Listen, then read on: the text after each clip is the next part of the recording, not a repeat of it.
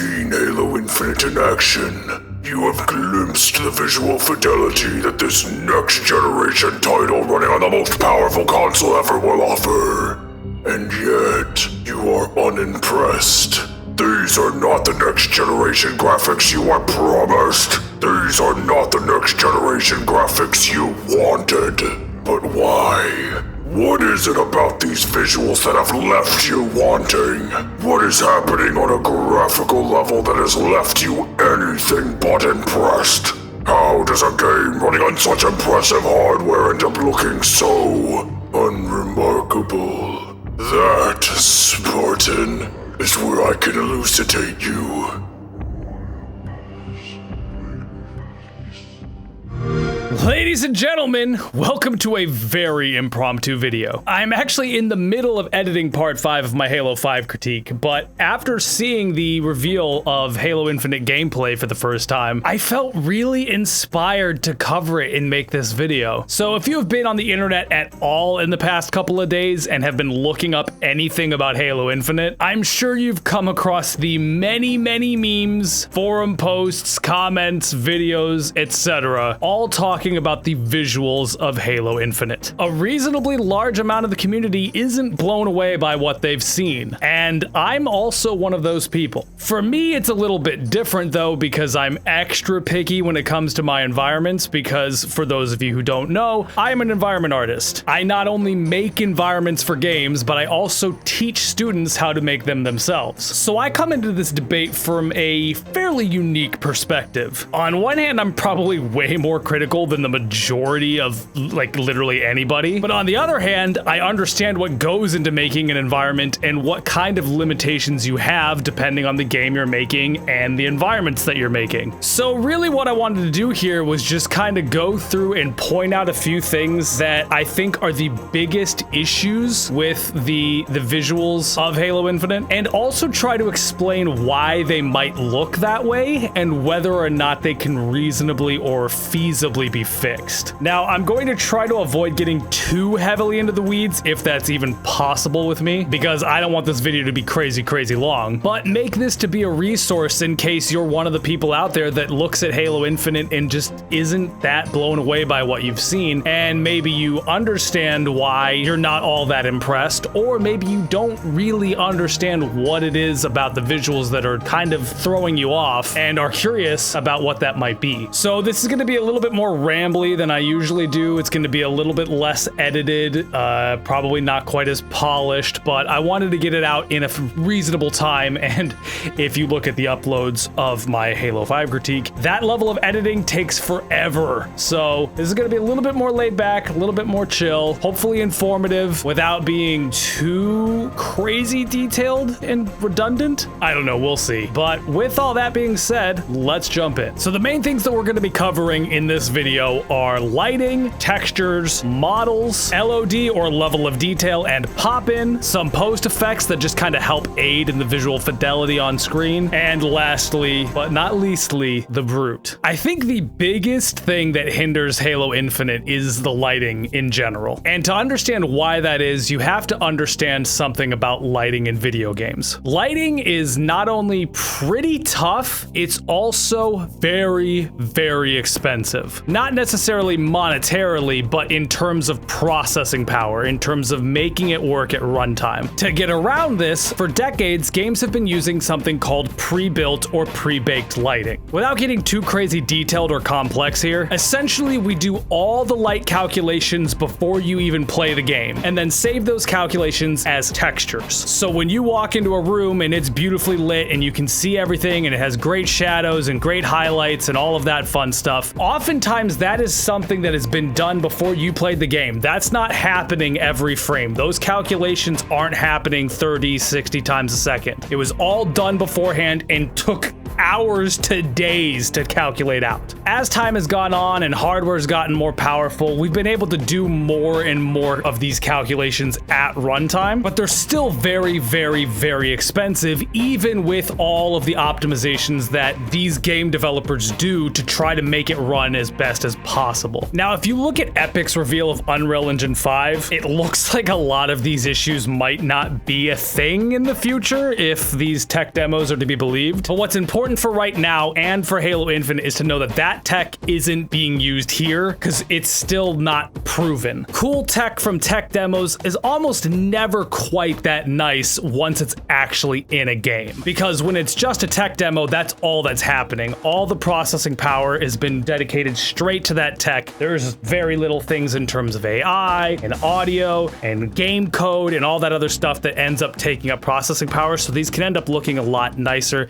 It's a whole topic for another day. What's important to understand is that tech isn't in most people's hands yet, and it's not in Halo Infinite. So we know that lighting is very computationally heavy, and that the job of the artist and the game designer is to essentially fake it as much as possible to make it look as good as possible while also being as inexpensive as possible. The most inexpensive form of lighting is static lighting, the lighting that was done beforehand and baked out into a texture. To load that lighting is no different than loading any other texture in a game. The downside of static lighting is that. It is static. It does not change. How does that all this apply to Halo Infinite? Well, Halo Infinite has dynamic time of day. The sun will rise, the sun will set, it will go from morning to afternoon to night. This means that Halo's lighting in Halo Infinite can't be static. All those calculations that can give us great looking lighting, great looking shadowing, a bunch of depth to the scene, global illumination, ambient lighting, all of that fun stuff is incredibly limited because those calculations have to be done every single frame 60 times a second at apparently 4K on the Xbox Series X. What this essentially means is that the lighting is basically never gonna look like The Last of Us. It's never gonna look as good as pre-computed, heavily baked lighting that processed on a render farm for days. It's just not gonna happen. Now, there are a ton of tricks and techniques that you can use. Again, I don't want to get too crazy nerdy with this stuff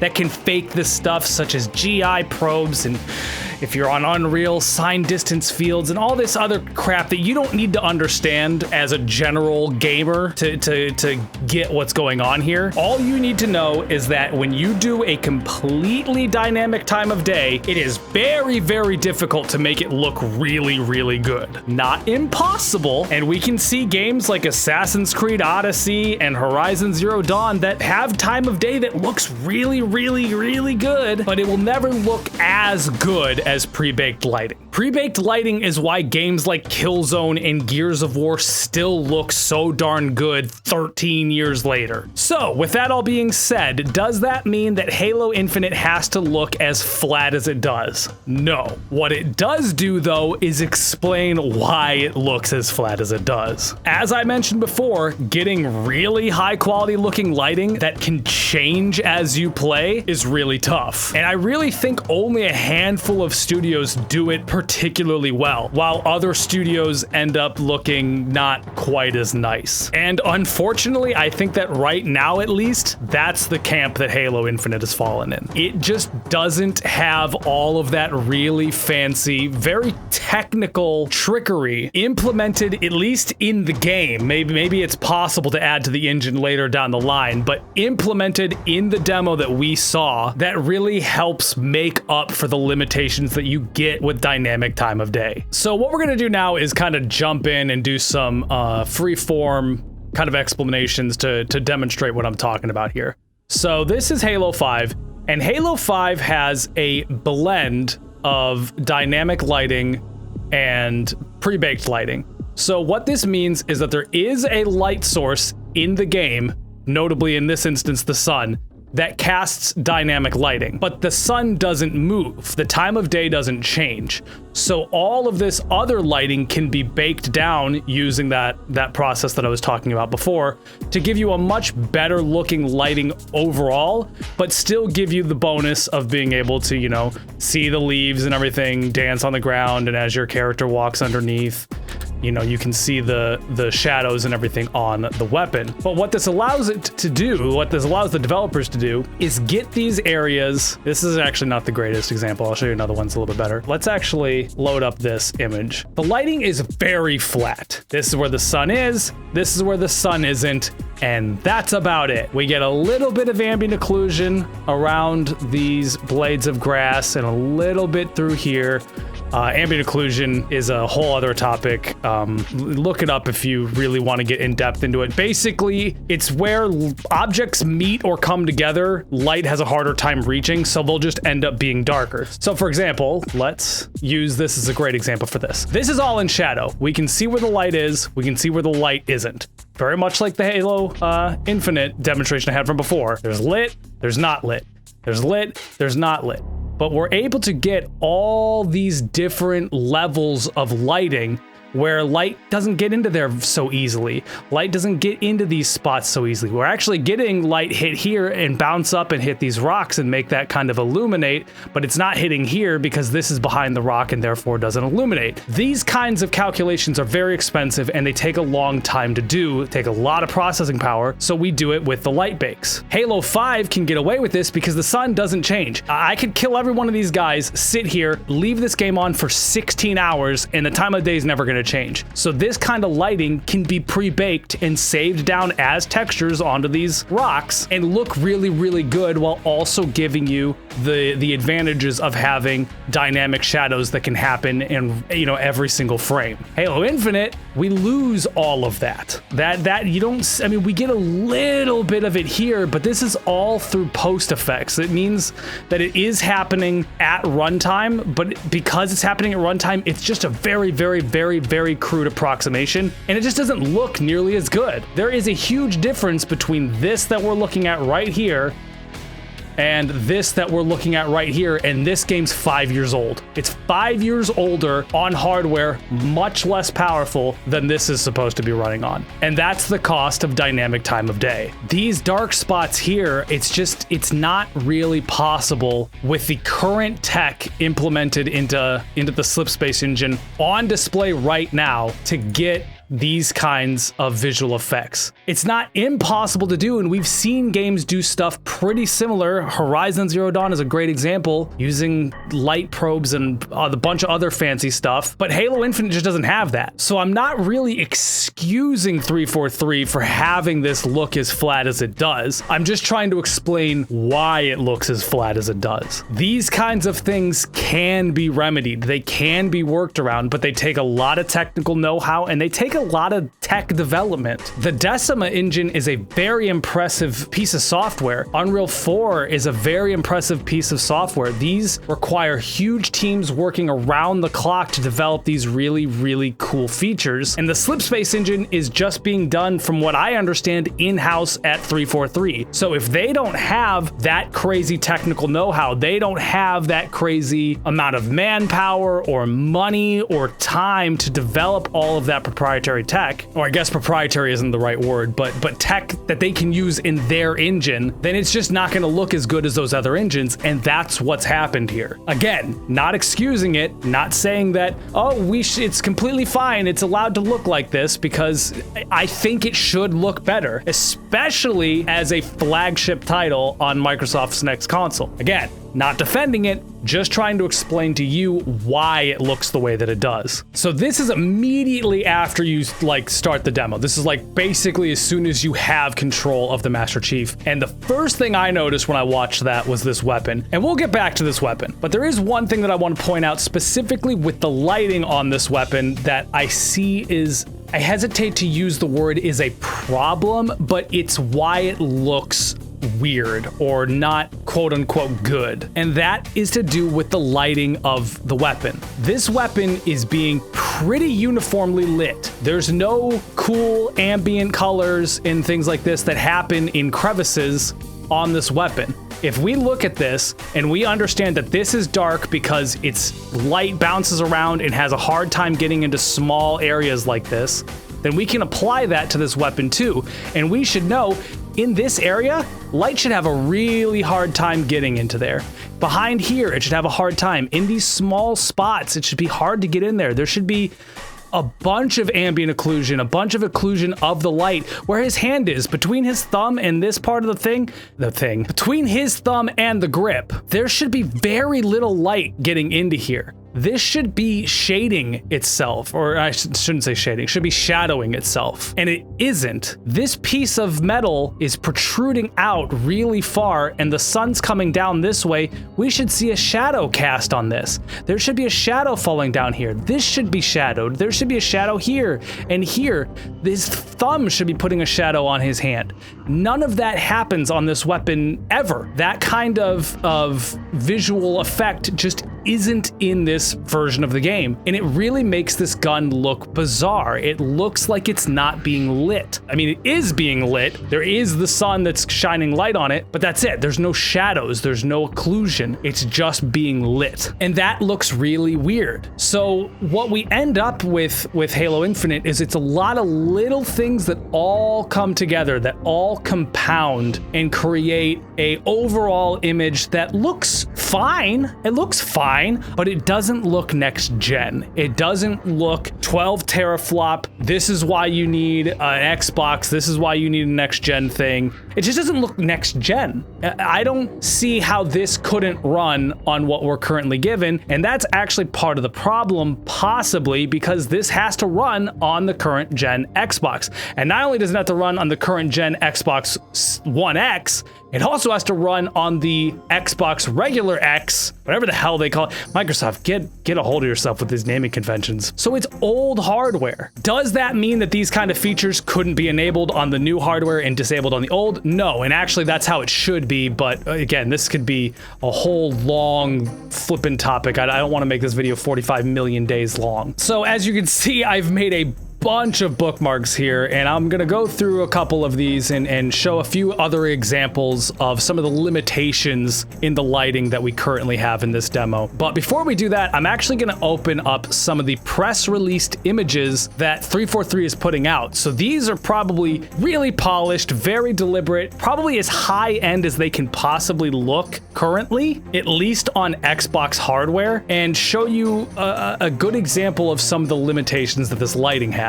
So I'm sure by now you've all seen this. This is one of the ones that they released, and it's been memed pretty hard right now, and to be fair, I kind of can't blame people for not being impressed by what they see here. This is a really tough time to release video footage like this, because The Last of Us Part 2 just came out on Sony's platform, which if you're on a regular PS Pro or PS4, it's even less powerful, but if you're on a PS4 Pro, is basically a third as powerful as the Xbox Series X is supposed to be, and it's incomparable. And it's incomparable for two reasons. One, this can't compare because it doesn't even look anything close, but two, The Last of Us Part 2 doesn't have dynamic time of day. It has some open world elements, but that's still all baked down and static. That's never gonna change. So it's gonna be able to get away with really nice pre-baked lighting, and that's gonna therefore make it unfair to compare the two. But people are gonna compare the two because it's Sony's current gen flagship title versus Microsoft's next gen. This is AAA, look what we can do on this hardware. Even if there are technical reasons why you shouldn't compare them, they're going to be compared. But on top of that, again, I've seen current gen open world time of day changing games that just look better than this. They look better lit. There's more depth, there's better quality textures, there's better quality just overall feel and visual clarity. These textures are surprisingly blurry. These up here are billboards. They're very blurry. They're very low res. If we zoom in, I don't want to get all Digital Foundry on us where it's like, look, if you zoom in at this pixel here, you can see it's not as high res. I don't want to go crazy like that. But even from fairly normal viewing angle, you can see that this looks not great. These textures are very low res. This is very low res. There's no detail going on here. There's no light. I mean, there's lighting, but there's no shading. There's very little shadowing. The shadows they exist, but then this grunt almost looks like he's floating. There's no contact on his feet. There's no shadow from him existing that's affecting the ambient lighting and make him feel like he's grounded in this scene. And this type of stuff can be done with dynamic lighting. It can be done with dynamic time time of day. I'm gonna actually go ahead and show you a quick example in The Last of Us Part 2, which again might be confusing because didn't I just say, hey, it's the time of day doesn't change? There's still stuff that's happening at runtime that they do that are visual tricks that really help ground the characters into the scenes that this doesn't have at all. And it's why it doesn't look nearly as nice. So jumping in here, no spoilers, there's another character here that I've actually deliberately framed out as best as possible so you don't even know who they are. I mean, it's been weeks. It's not even an important character. This is in the first like 3 hours of the game. Of 30. But what I want to show here is that this is dynamically lit, this area right here. But most of this is in shadow. In the Halo Infinite image that we had, one of these is that, there we go. When I zoom in, just to show you, this grunt where he's standing, if it wasn't for the penetration here and the context clues that we get that we know that grunts don't fly, it'd be very hard to tell that this grunt was standing on the ground because it doesn't look like he is. He's not casting a shadow. His foot isn't, it doesn't look like he's planted on the ground here. In The Last of Us, they get around that in these shadowed areas with something called capsule lighting. Again, it's very technical. You don't really need to understand how it works other than to know that this is totally possible to do at runtime. And it allows for Ellie to be in this shadowed area, yet still have a shadow where her foot lands that diffuses out, that gets like much less noticeable as it goes away from the bounce lighting of this scene. But she still looks like she's planted on the ground. She's in shadow, but she's planted. We know exactly where her feet are connecting to the ground because when they're not, there's no shadow under there. The shadow ends up further away from where her foot is. We can see this, and it just really helps sell her being planted on the ground. We don't get that with these grunts or these brutes or anybody at any time in this game. Even in areas where there is full lighting, sure, he's casting a bit of a shadow here, but it's very soft. I mean, we're seeing a little bit here, but there's no contact shadow here. If anything, the light from this is actually bleeding through and making it look like he's not a part of this scene, and neither is this drop pod, because there's no occlusion here. This light is just bleeding through this object and it just doesn't look realistic. And I know a lot of people will argue, well, it's supposed to look cartoony. That's the art style. And it's like, okay, that's fine. You can have a very stylized looking game that still feels real within its stylized setting, within its stylized theme. To be stylized doesn't mean it needs to break rules of reality. It just means that this guy is a little bit more cartoony and things look a little bit different, but light should still react the way that you expect light to react. Shadows should still act the way that you expect shadows to act. Reflections, all of that should still feel real, even if it's meant to be stylized. This image is another great example of some techniques that we've had in video games for years now that just do not appear to be implemented in this version of the engine, and that's SSR, or screen space reflections. So 343 have already announced that they're going to be implementing ray tracing. We don't know what that means. Is that going to be ray traced lighting? Is it going to be ray traced shadowing? Is it going to be ray traced reflections? Is it going to be ray traced audio? We don't know how they're going to be using their ray traced implementation, but we do know that it's not in here now. But the point is that screen space reflections are pretty much what we've used for a while now to give the most realistic looking reflections with the limitations of game engines and how computationally heavy reflections can be. So the basic, easiest, simplest way to understand a screen space reflection is if what you're seeing exists in the frame that's being rendered, then it can be used in the reflections on screen. You can't use anything outside of there. If there's a third one of these over here, we would not be able to see that in a reflection if there was a puddle here, if this had screen space reflections. So I can show you a quick example of what that looks like. So this is within Unreal Engine 4. This is the engine I use all the time, and this is an example that they actually give you for free to kind of show you their reflection environment. What's important to look at is all these reflections and how they look really good. We can see all of these details reflected in the environment. That is what these screen space reflections do. Now, there are also sphere maps and cube maps and other ways of kind of approximating reflections that are very inaccurate and they don't look nearly as correct, blah, blah, blah. It's a bunch of technical stuff. You don't need to know that. All you need to know is that the reason that we can get reflections that look this good is because we can see this here. We can see this, so we can flip it and have it exist there. We can see this, we can flip it, have it exist there. If we turn off screen space reflections, this is the reflections that we get. So these are those cube maps, those sphere maps that I was talking about before. They're just loose approximations. You basically take a 360 or a 6-way projected view of this scene and then try to approximate it as closely as possible. It's really technical, it's really boring, you don't care. All you need to know is that screen space looks like this, without it looks like this. And I've actually made a little quick recording to kind of show you how the screen space works in terms of like when it goes in and out of screen space. So this is gonna be a little blurry. So as this camera pans down, we can see that as these pieces of the screen, God, that looks terrible. As these pieces of the screen go out of frame, then those reflections also go out of frame. So the lower I get, you can start to see that transition happen. As I come back up, you can see them start to appear again. So screen space is very limited in certain sense, but it also does a really good job considering how difficult it is to make reflections look as good as they do without ray tracing. All of that to say is that this kind of reflection isn't terribly expensive. It's not cheap, but it isn't terribly expensive. And we see these kind of reflections all the time. And actually, I should have double checked this before I made this. Let's do this in real time. Let's have a little bit of fun. I think that they use screen space at least on the water. Let's find out. So apologies if it takes a little bit for my computer to catch up. I do not have the greatest computer in the world. So yeah, it appears that there is screen space, and actually I can prove there's screen space. So because what is behind the rifle here can't be seen because it's not visible in the frame, we're losing that detail here. So there is screen space reflections. They do exist in this engine. See, as the rifle moves and his thumb comes up, we can see that effect right here. Keep your eye right at that part of the screen.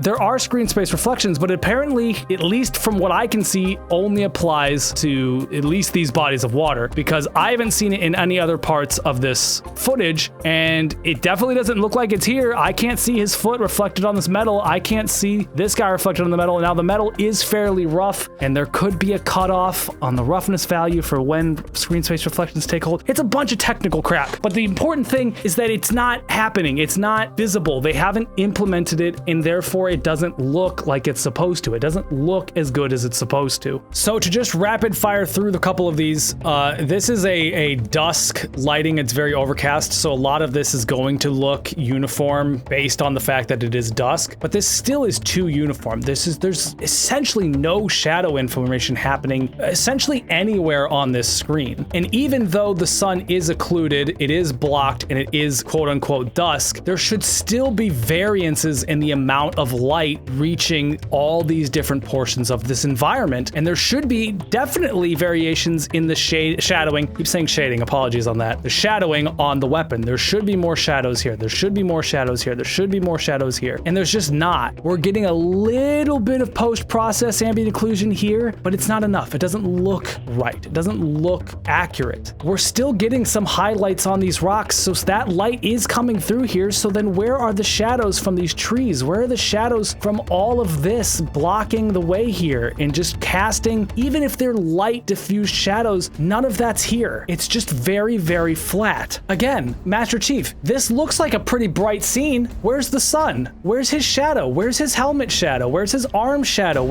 Why can I see specular on this part of his leg that should be completely blocked by his body unless the light was coming from this side? But as we can see here, there's really very little there's almost only uniform lighting. There's very little directional lighting where it's very hard to tell where the light is coming from here, yet he looks fairly well lit. It's like studio lighting, but in an outdoor environment, which doesn't make any sense. This is another great example. So we can see the sun, it's coming through here, but it is still very, it's not necessarily overcast, but very diffused lighting. This Warthog essentially looks like it's floating. If we didn't see these cards interject projecting with the wheel, it'd be hard to tell that this Warthog was on the ground because it's not casting any shadow whatsoever. An object in shadow will still cast a shadow, it'll just be very diffused. It's that contact shadow that we were talking about with The Last of Us. Those Warthog wheels and underneath the Warthog should have these kinds of contact shadows where the wheels are touching that then diffuse out. When we look back at that image, we should see that here. There should be shadow underneath here. There should be shadow underneath these tires. There's none of that. It's just super, super flat. And because of that, it's very, very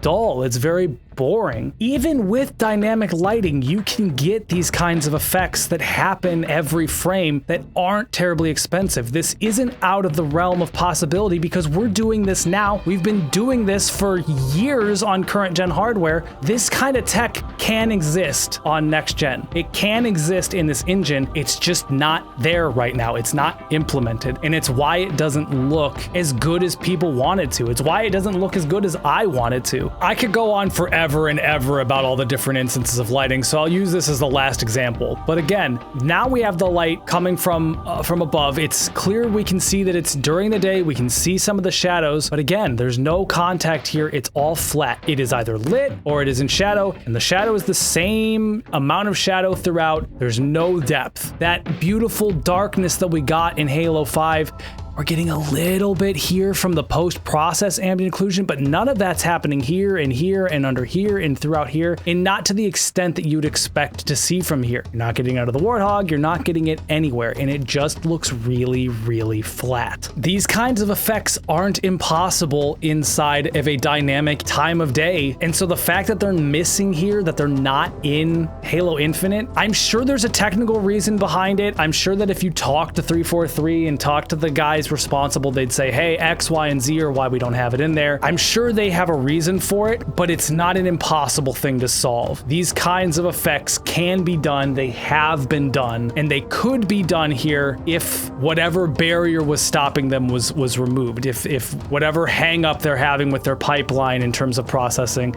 And honestly, right now, it might even be as simple as they turn on a switch and it just wasn't activated during this demonstration. I don't know why you would show off your game without that, but it's possible. I don't work for them. I don't understand their engine. I've not used it. I don't know their pipeline. I don't know where they're bottlenecking and what their limitations are or anything like that. I don't know. All I know is that it is possible in games and we've seen it, and it's not happening here for whatever reason. Okay, I know I said that I was done with the lighting, but there is one more thing I wanted to point out. The muzzle flashes currently don't seem to be casting light at all. Not on the ground, not on your weapon.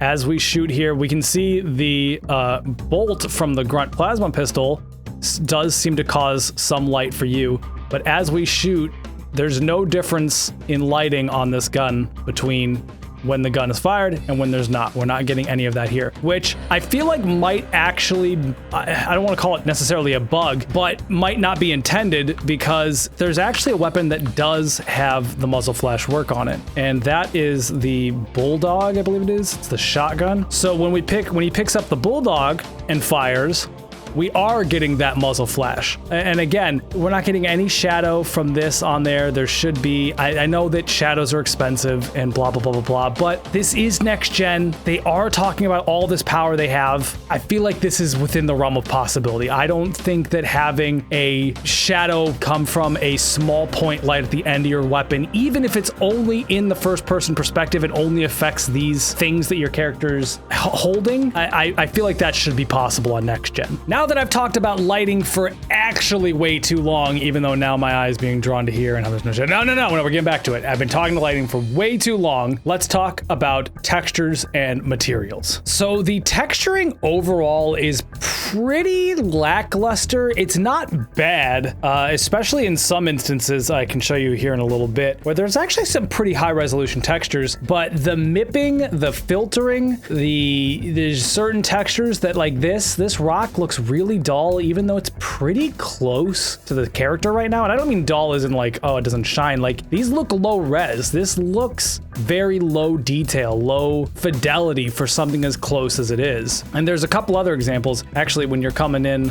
on the cutscene here, this is very, very low res. Now, to be fair, this is probably out of bounds of the player and you'll never actually go up here, or maybe it just hasn't loaded in properly yet, but it does look not great. And issues like this, issues like there and here and throughout the video, and in that image I showed you before with the trees and the rocks, there's just a lot of low quality texture work pretty much everywhere that just looks not great. And the problem, again, doesn't appear to be that the textures themselves are bad. Like, I'm sure at its highest resolution, this is a very sharp texture, but it is loading a much lower resolution texture way too close to the camera to look good. It looks not great because of that. On top of that, we got some really flat material work kind of all around. So we'll use this as a good example. These aren't low res textures. We can see fine detail through here. We can see that, you know, there is textures going on, but there's very little variety. It's very flat. Everything's very uniform, not only on the chief, but on the ground and on these mountains. Like, you could almost tell me that this doesn't have a texture on here or doesn't have a material, and I would almost believe you because it's just so uniform and flat. We're getting a little bit of this like noisy detail on his armor here, but there's no variety. There's no big chips, there's no big chunks, there's no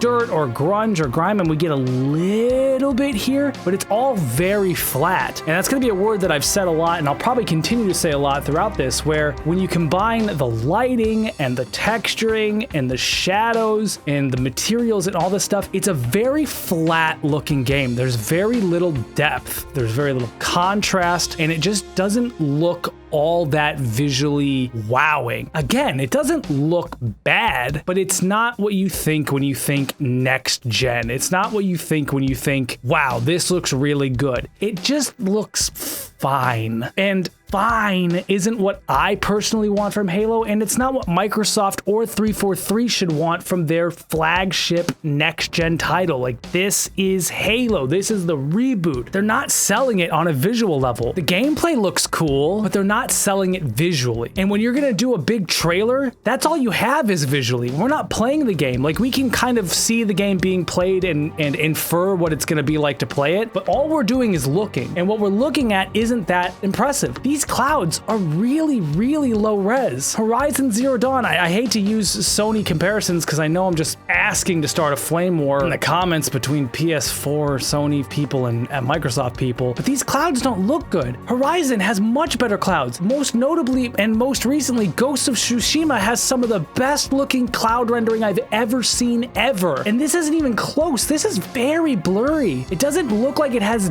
depth. It's just kind of like, very noisy, blurry, and flat. Again, back to here. This would be a great example of where the textures could make up for the lack of lighting. Because the lighting is so flat, if we had really interesting texture work here, that could make up for it. But this, it looks like the same material as this, the same material as this, and this, and this, and this, and this, and this, and this, and this, and blah, blah, blah, blah. And I know what you might be thinking, well, it's a gun. Of course it's all the same material, but you have to vary it. It has to look visually different, even if that isn't necessarily how it would be in reality. Sometimes reality in a CG environment looks less realistic and less interesting than super reality, if you will, or surreality is what I was trying to say. We'll go back to the rifle here in a second. The last one I want to talk about is, again, the Brute. He looks fine. Like, I mean, if we really zoom in and go kind of crazy with it, the textures aren't low resolution. Like, there's pixels here, but there's not detail in the texture. This is very flat. This is very uniform. We're getting a little bit of roughness value variation here, but no variation in the color. That's the chip on this Brute. He got one little rock hit in there at one time, and that's all he's ever done. It's just so uninteresting. I mean, we're getting a little bit more here, but it's not a lot. It's not enough. He just looks very uniform, very flat. And again, that's not necessarily because the textures are low res. Actually, looking at his foot here,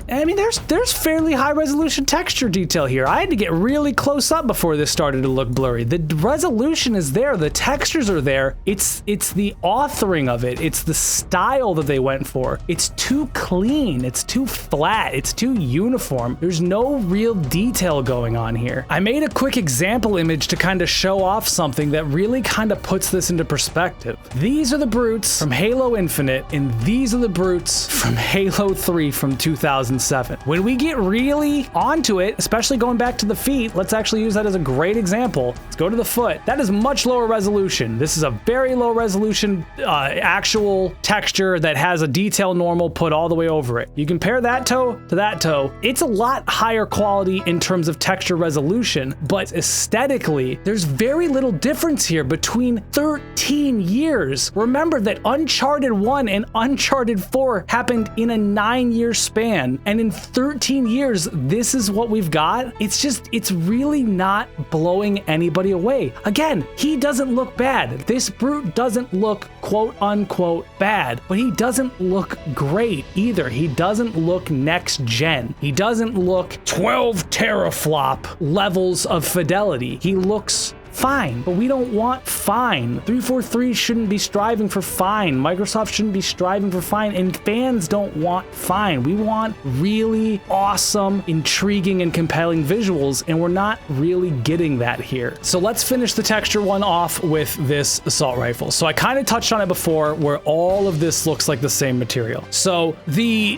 model itself is really, really good. Like, it's a very high quality model. We are pushing a lot of polygons. I say they are pushing a lot of polygons here. There's a lot of detail going on in terms of the model, but the textures, the materials, there's very little getting on. We're getting a little bit of noise here and a little bit of noise here, but this really looks almost untextured. It almost looks like there's no material on it whatsoever. And a good way to kind of demonstrate that is if I open up this image here. When you make something like a weapon in games, you create a very high resolution version of it. It is a very high resolution model. It has no limits on the amount of polygons. It's all about getting all of that beautiful, beautiful detail. Then we take this and we create another version of the model that is much more low res, and we texture it. So I'm going to zoom in here so we can kind of see what's going on here. We're getting a lot of little detail through here. Dirt's catching up here, scuffs, nicks, marks. This material here is a little bit more different from that material here. And this is a little bit,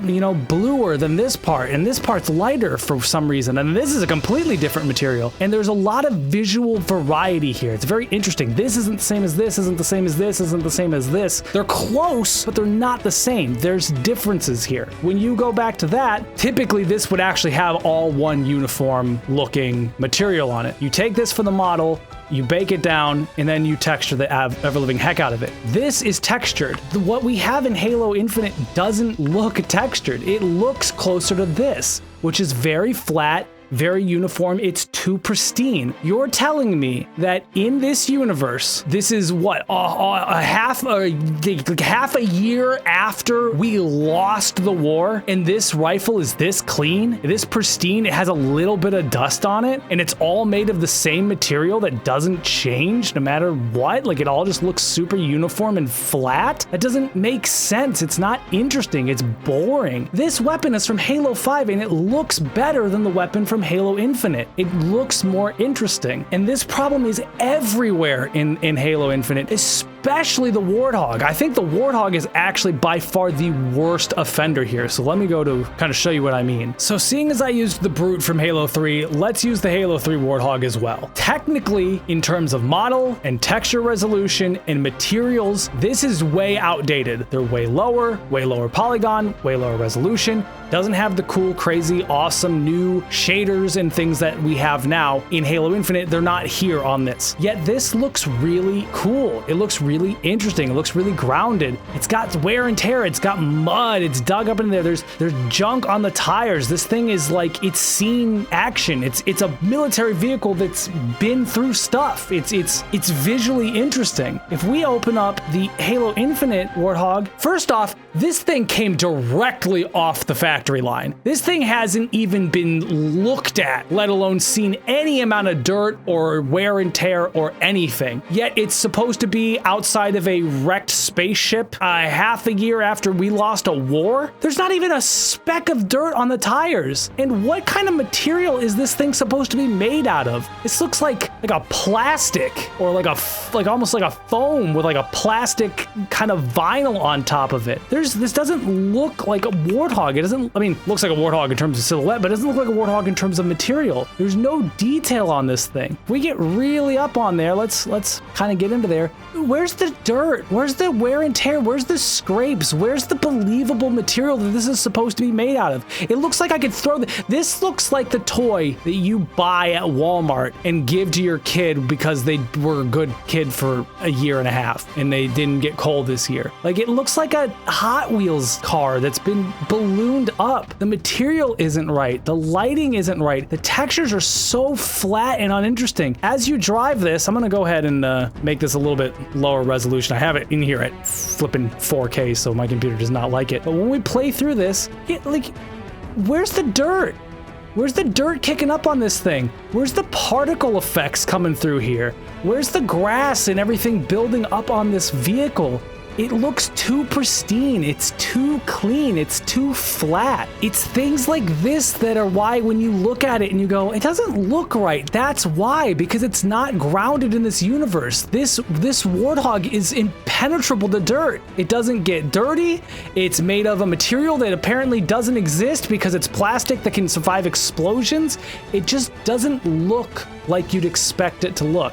And now it's going to get kind of chuggy because my computer's not great. When you learn designing stuff in 3D and becoming an artist, whether it's a weapons artist or a character artist or a prop artist, environment artist, whatever it is, one of the things that you'll learn very early on is clean looks fake. Clean looks CG. The easiest way to make something look not real is to make it look too clean. And Halo Infinite is just too darn clean. This Elite is another great example. He looks like a toy. Like, when you look at him here, first off, again, back to the lighting, he's completely unlit. I have no idea where he's supposed to exist in this scene outside of where he is spatially, because he has no lighting basically at all. But there's no detail to him. There's shapes, but he's clean, he's uniform. Where's his specular? Where's his damage? Where's the variety? He's a uniform color. He is literally one shade of blue, one shade of gray, and that's it. And a little bit of sparks on him and a little bit of lights. There's no visual interest to this character. He's very flat, he's very boring. And that's why a lot of people aren't happy with this look. It's just not interesting. What is going on out here? It doesn't look lit. It looks completely flat. Where's the grass? Where's the shading? Where's the texture detail? God, I hate that I've said this like 5,000 times, but it's very flat. It's very uninteresting. This video is gonna be about 45,000 hours long if I keep going, so I'm gonna hit on a couple other things really quick, and then we're gonna get out of here. But seriously, where the heck is the dirt on this tire? I don't understand. It doesn't make any sense. It looks so weird. So a couple other things of note that people have pointed out are, they kind of go hand in hand with the textures being low res from a distance, and that's things like pop-in. We see inside this map here when they exit out of the map. This happens fairly quick. I'll actually play it real quick. It happens fairly quick, but you can absolutely see it. So when he comes out, you see all this stuff kind of pop in. We'll go through it a little bit slower so you can actually see what's happening, but it's kind of surprising to see this considering how heavily Microsoft has really pushed, oh, the SSD means super crazy fast loading times and all that stuff. It's not as much as Sony and their hardware, but you still wouldn't expect to see this, then to this, and then a couple frames, and then this, and a couple frames, then that pops in back there, and this is all blurry. But then as it kind of goes, oh, a little bit more comes through, oh, and then the lighting adjusts, and then it kind of comes in, and then we're back to like the default. Like that kind of pop in, you just don't expect based off of all of the talk that they talk about with like how fast everything is and how powerful it is. Again, this could be something that can be optimized and patched out. It might not even be a thing when the actual game comes out. But again, we're critiquing what we've seen, and this is what they're showing us. Something actually that's really interesting now that I've seen when scrubbing through this is it actually looks like there is some sort of baked GI in Halo Infinite. So they do apparently have some of these techniques, but maybe they're just not being pushed far enough or utilized as effectively as they could be. This tree branch is a great example. So global illumination, layman's terms, light hits something, and when it bounces off of it, it kind of takes some of the color of whatever it hit. So if you have a white light and you shine it on a red thing, the bounce light off of that red thing is going to be red. This log is sitting above dirt. Right now, it's just getting black flat lighting. But as this loads in, we can almost see the GI pop in. We can see it here, we can see it there, we can see it even on the Warthog and stuff here. We're getting now some color from the bounce. So the sun is coming out, it's hitting the ground, and it's bouncing up here. So actually, they do have some of these techniques in here, but it's not pushed far enough because the game still looks really flat. So that's actually kind of making me feel a little bit better because maybe these are things that can still get adjusted. I think realistically, for the most part, this is what it's going to look like when we get it. Maybe they'll patch it after the fact because they've already talked about adding ray tracing in a post-launch thing, so this could evolve as time goes on, but I would say that this is probably going to be pretty close to what we get on launch. But this kind of leads me to a little bit of hope, because if this stuff is here and they can work on it and they're going to continue supporting this afterwards, we might get increases in fidelity as time goes on. I don't think that we should have to wait. I think that the game should come out as best quality as it possibly could be, but I would take, this quality that gets better over this quality that doesn't get better. So, but that was some pop in. There's a little bit more that we have, specifically towards the top of the elevator. So as we come up, keep your eye out here and here. Some of the clouds are going to pop in. There's just a lot of stuff like that. Again, these are things that are probably pretty easy to fix. It's just essentially changing a value as to where and when these spawn in and despawn. So these kinds of things might be fixed, upon release. But again, we're critiquing what they've shown us, and this is what they've shown us. They've shown us this pop-in. They've shown us this kind of flat lighting. Again, I hate to harp on the lighting, but we should not be seeing a highlight here. This highlight should be completely blocked by the weapon. There should be a shadow casting from this gun that has blocked this lighting. There should be no light in here. We should be having complete occlusion, but I think if I say it anymore, I'm gonna have to start putting more money in the swear jar, and I can't do it. So last and certainly not least is everybody talking about this brute. So let's take a look at him. The brute doesn't really look terrible, but he doesn't look great. And the reason that is a lot of it's due to the lip sync. A lot of it's due to the kind of lower res texturing on him.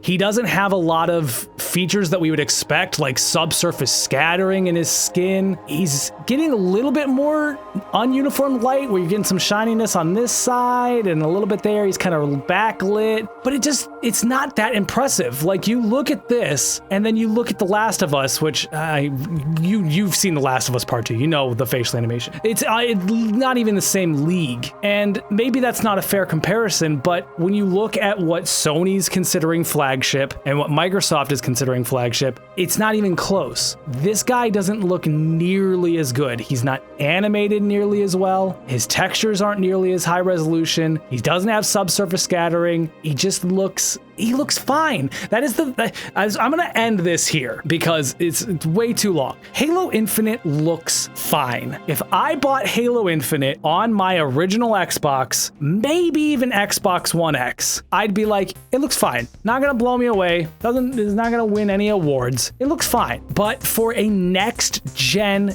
debut title, a next-gen Halo title, I don't think that it looks as good as it should. I think it should look better. I think it should have higher end visuals. I think it should be showing off what this console could do. Just as a fan of Halo, I want Halo to look as good as it possibly can. As an environment artist and someone who deals with technical limitations, I get that it's not easy, and I get that there are many reasons why things can end up looking like they do, but from a critical standpoint, justifications don't mean that critique isn't valid. They could have a perfectly fine reason as to why it doesn't look as good as it should, or maybe I shouldn't say that. It doesn't look as good as they want it to or fans want it to, but it still doesn't look as good as fans want it to. And when other games are producing better quality visuals on hardware not even a third as powerful, it does make you wonder. So So thank you for sitting through this ludicrous video. If you even did, Jesus, I'm probably gonna fall asleep editing this damn thing. But hopefully now you have a better understanding of some of the technical know-how and things that go into this stuff. Again, I really tried to keep it simple. I could go crazy detail, but there's entire college degrees explaining this stuff that take years to do, and I'm trying to do this in a video that's not 5 hours long, so I can only go into so much detail. Hopefully that makes sense. If you guys have any questions about a little bit more specifics, feel free to ask them down below. Feel free to do some research on your own. Look up things like subsurface scattering, look up things like ambient occlusion, global illumination. If you want to get really, really crazy, go to like sine distance fields and all that other fun crap. But hopefully this made sense. If it didn't, I'm very sorry, but I really hope it does. Thank you guys so much for watching. Hopefully now you understand. If you are a person who was critical of the visuals, maybe now you see why you were. And if you were someone who wasn't critical of the visuals, maybe now you see why some of us are. Thank you guys so much for watching. I hope you enjoyed. I'll see you in the next one.